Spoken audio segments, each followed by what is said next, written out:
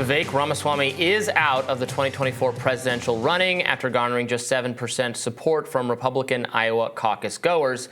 Here he is in Iowa making that announcement last night. But we talked about it tonight. We took a little bit of time in our apartment in Des Moines before coming here to make some hard choices. And I wanted to make a couple of announcements tonight to get the business out of the way. And then I want to tell you where we're going. As of this moment, we are going to suspend this presidential campaign. And this is going to have to be, there's no path for me to be the next president absent things that we don't want to see happen in this country.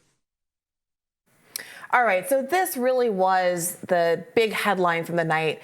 For several reasons, I think a lot of folks thought Vivek was going to do a little better. Elon Musk was predicting he was going to outpace polls, partly because he was doing so much retail politicking across the state, spending a lot more time there, visiting all parts of the state in the way that other candidates did not do. And so my question to you is what you think happened here and whether these things had an effect. One, his dust up with Donald Trump in the days before, where Donald Trump kind of broke his silence on Vivek Ramaswamy to tweet, or to truth. Very sly, but a vote for Vivek is a vote for the other side. Don't get duped by this. Vote for Trump. Don't waste your vote. Vivek is not MAGA. And of course, they exchanged some volleys in the course of that.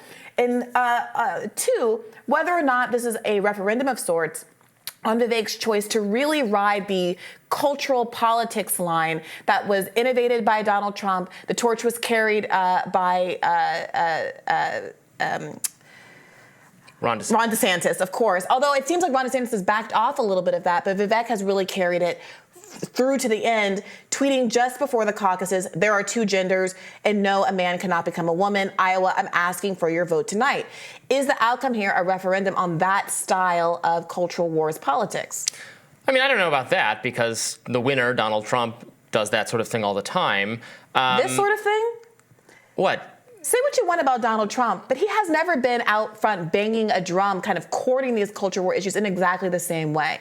Donald Trump famously was the first Republican candidate to wave the pride flag from stage. He did seem, especially in 2016, to be influenced by the fact that he was a New York Democrat not so long before, with New York Democrat children who ran in New York Democrat circles, and seemed to be kind of indifferent to a lot of those social issues, including, I think, some of his relative softness on the issue of abortion, at least rhetorically, saying, hey, Republicans are getting out over their skis talking about a national abortion ban. This isn't good for the party. I mean, Vivek, his finish was, he didn't really he 8%, that's about where he was in the polls. There was no dramatic surprise come from behind victory for him, certainly. But I don't know that there's anything to say other than he made a showing. He has a very strong online presence. I take your point that maybe that's not, rural Iowa caucus goers, I don't think are quite as online as the natural Vivek audience, which is frankly younger, part of the new right, the younger conservative people. Your Candace Owens, a big supporter of his, Mike Cernovich, I think Dave Rubin said a lot of nice things about him, although Dave Rubin's also a big DeSantis person.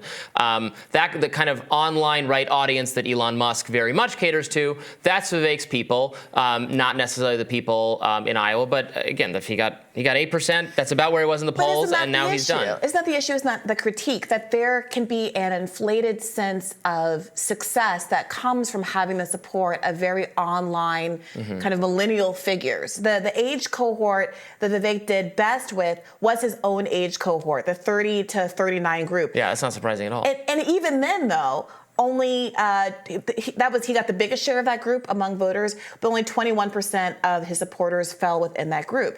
So Bernie, so many people go through this. You can kind of champion your success or your popularity with a younger crowd, with a more online crowd. But if that is also a demographic group that doesn't turn out at the polls, at what point is the media kind of irresponsible and overinflating the likelihood that that's going to yield real dividends at the voting booth? I don't know that caucuses. Was it overly inflated? Maybe it was by Elon. I never expected him to win Iowa or too much better than he's doing now. I think he has a promising future in conservative media or conservative politics.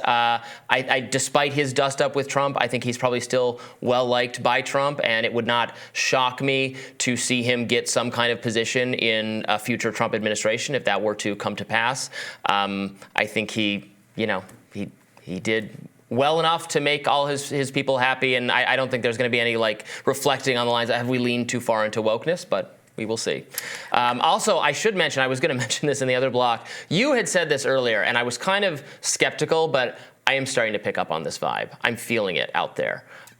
Nikki Haley, vice president. What's changed your mind? I can't tell you. It's just I'm just picking up some kind of psychic resonance out there. I have been hearing some rumors about that I have no way of verifying are true whatsoever, so I'm hesitant to even share them, but I have been picking up on rumors that there's some kind of Trump-Nikki Haley deal where she's going to drop out, not before New Hampshire, but sooner rather than later, and endorse him and be the VP. There's a strong argument there that if you're someone who is concerned about Trump's legal woes, that having someone who is credible, who is qualified, who has performed in all of these official roles as governor, as UN ambassador, who is poised and who presents well and who seems like they can drive the ship in the number 2 seat is going to reassure a lot of Americans, including a lot of liberals who might frankly be hoping that Donald Trump, Nikki Haley ticket results in a Donald Trump ending up in jail and Nikki Haley being frankly, a preferred choice over the rest of the field for liberals in the White House. And here's how this deal should work, though. If I was Nikki Haley, you have to be smart about this. If you're agreeing, for instance, to drop out before South Carolina and in order to be picked as Trump's VP, I mean, look how Trump treated Mike Pence. Trump has no loyalty to anyone. Trump will destroy you if he feels like it. So it has to be part of the deal that if it comes to pass that Trump is not able to be the candidate for legal reasons, that she has to get him to commit to throwing his entire support, everything he has behind her. And if he doesn't do that, she has to say, I will run as an independent third-party candidate. They have to have mutually assured destruction in order to possibly make that deal work. Yeah, I mean, I could definitely see it. That would be my advice. I could definitely see it, and I can definitely see the Republican establishment really liking that backup plan for Donald Trump. She is the establishment choice. Yes. She is a war hawk in all the most traditional ways. Obviously, we've watched this in the A Block clip. Donald Trump has been consistently kind of wary of the war in Ukraine and critical of U.S. spend there. But the same has not been true of the war in Gaza, the siege against Gaza. So there are definitely inconsistencies there and cracks there. But for Nikki Haley, she is consistent insofar as that she is consistently hawkish in both scenarios. And I do think that in many ways she represents a return to the norm of the establishment. I totally agree. And having her there, I think, is causing not just liberals, but establishment Republicans a lot of reassurance. And Republicans who have frequently been at odds with the establishment, like Rand Paul, Thomas Massie, Chip Roy, those people speaking. Rand Paul at least did an endorsement on Friday where he anti-endorsed Nikki Haley. He said any of the other candidates are fine, but not Nikki Haley. Marco Rubio endorsed Donald Trump also over the weekend. That was interesting. Anyway, you're right. I think Nikki Haley would very much put the establishment at ease, and that's why I think she's likely to be a top contender. Speaking of the establishment not being at ease, we'd be remiss not to mention a really interesting media story aspect of the results last night. Both on MSNBC and on CNN, there were cutaways from the acceptance speeches of both Trump and Ramaswamy. Here we have a clip first of Rachel Maddow's response to Trump's win and her rationalization as to why they were not going to play Trump's acceptance remarks. Interject. I'm sorry, I just have to do a little bit of business just for a second. At this point in the evening, the projected winner of the Iowa caucuses has just started giving his victory speech. We will keep an eye on that as it happens. We will let you know if there's any news made in that speech, if there's anything noteworthy, something substantive and important. The reason I'm saying this is of course, there is a reason that we and other news organizations have generally stopped giving an unfiltered live platform to remarks by former President Trump. It is not out of spite. It is not a decision that we relish. It is a decision that we regularly revisit.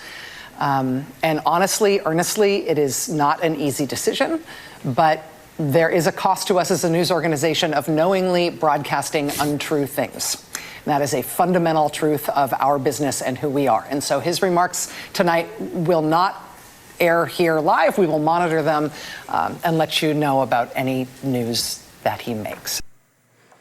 All right, so that happened also over on Jake Tapper's show. Look, many people like Glenn Greenwald pointed out there is this real interesting gap between claims that we have to preserve democracy and then kind of doing things like this that don't exactly scream democracy, picking or choosing whether or not you're going to air an acceptance speech. I can maybe understand it with Vivek Ramaswamy, who's maybe a less significant candidate, but the former president of the United States having a major win in a caucus like this and then refusing on the basis of your editorial judgment not to play this, when, of course, Rachel Maddow was behind so much misinformation in the Russiagate era, did strike people as a bit hypocritical. It's obviously horrible. It also has, like, it's starting to have an effect. We haven't heard as much from Trump lately. Like, I genuinely don't know what Trump would do differently on Ukraine and Israel and some other pressing issues that have come up. Now, part of that is him not being very specific about what his plans are, but also we don't hear from him. Here was an opportunity where we were going to actually hear him say things. And what they're afraid. Yeah. What are they afraid? They're afraid that if people hear from Donald Trump, they're going to like him more. Republicans in Iowa can't like him any more than they already do. I mean, it's not working. The idea that we can protect you from the hurtful things Trump says, and that's a strategy for delegitimizing him and preventing him from becoming president, that could not be backfired. It's backfiring in real time as we're watching it. Please let us hear from Trump so we can decide, we can hear what his policy proposals or lack thereof is. But if you don't show us, you're not ultimately trusting the people with that decision. And tactically, I don't think shielding the people from that decision is working at all. There's no evidence that it's turning people off of Trump. Yeah. If anything, it's causing them to forget what they disliked about Trump in the first place. I think that's a strong point. Democracy dies in darkness after all. Stick around. We're rising for you right after this.